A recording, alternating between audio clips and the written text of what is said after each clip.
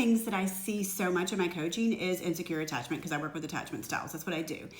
Leslie Wells Connection Coach, I help individuals heal, thrive, and improve in their romantic relationships by looking at things through their attachment lens and through their attachment style.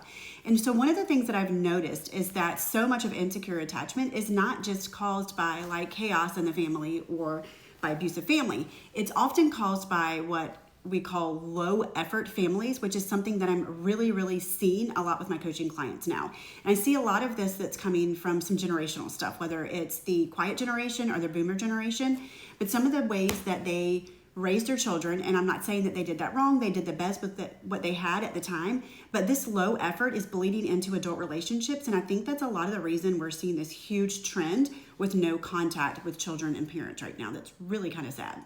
So low effort families can really be harmful. I mean, maybe they're not the same as what you would consider harm from like a high conflict family, but it actually really is harmful, and it leads to really deep feelings of and struggles with self-worth in children.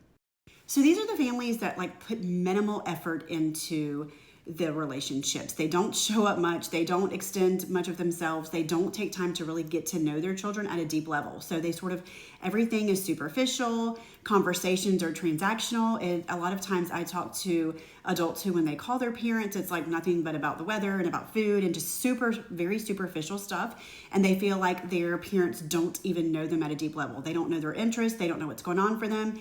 And when it comes to problems, if they call them with a problem, then the feedback they typically get is like cliche sort of remarks, but there's not true empathy. So when I look at myself as a parent, if my children have a problem, I'm like, or let's say a friend calls me with a problem, then my first instinct is not, oh, that's really rough. Like, I feel for you. Like, that's great, validated.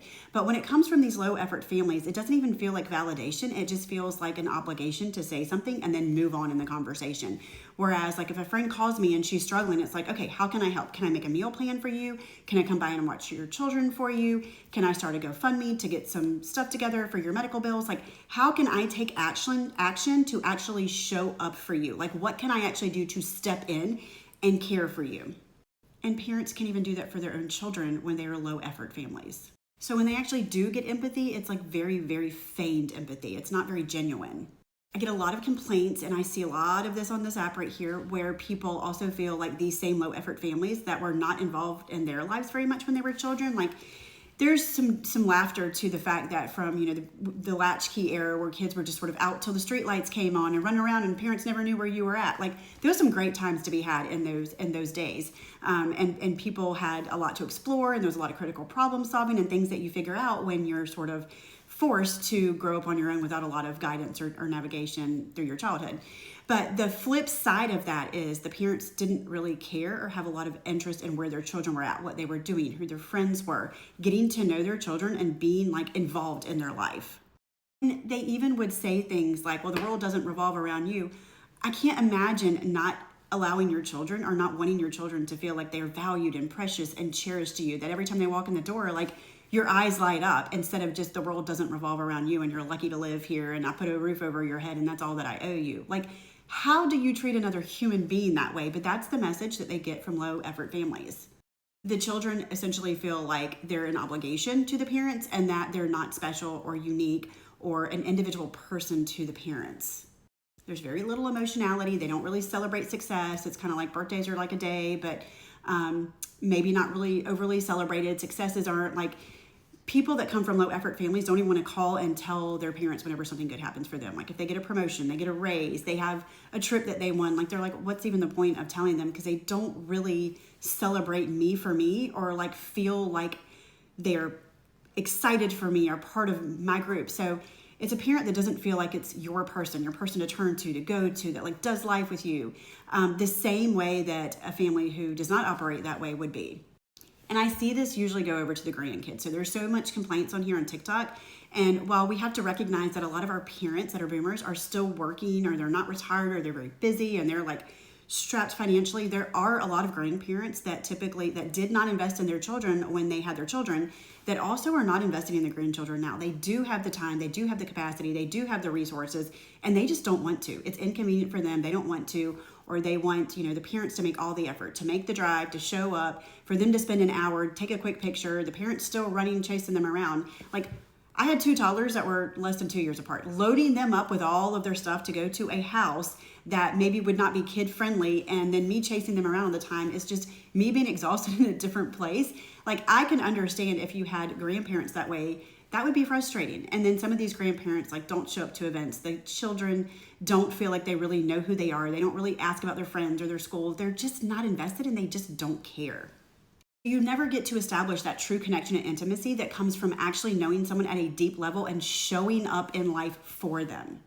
And whereas grandparents, a lot of times you have the grandparents and sort of the grandmother who keeps everybody together, right? Everybody gathers at her house. She plans a family holiday. She does the events. Like, I had grandmothers like that. I can certainly relate to that. But you see these low effort families where there's not somebody to do that. If the children are not the ones planning the events, planning the vacations, like trying to find ways to actively bring the family together, like it's gonna fall through the cracks, and they don't even seem to care. It's one of those situations where if you stop doing the work and putting the effort into the relationship essentially dies, and it doesn't really seem like they're all that upset about it. And if you try to bring it up, they don't hold deep conversations. There's no accountability. There's no self-reflection. So nobody gets anywhere. And I think people get really frustrated with this dynamic and the lack of accountability or not being able to talk about. One of the other things I notice about these low effort families is they don't like to talk about the past and actually dive into it and heal it. And so a lot of times I think this is where the no contact comes in.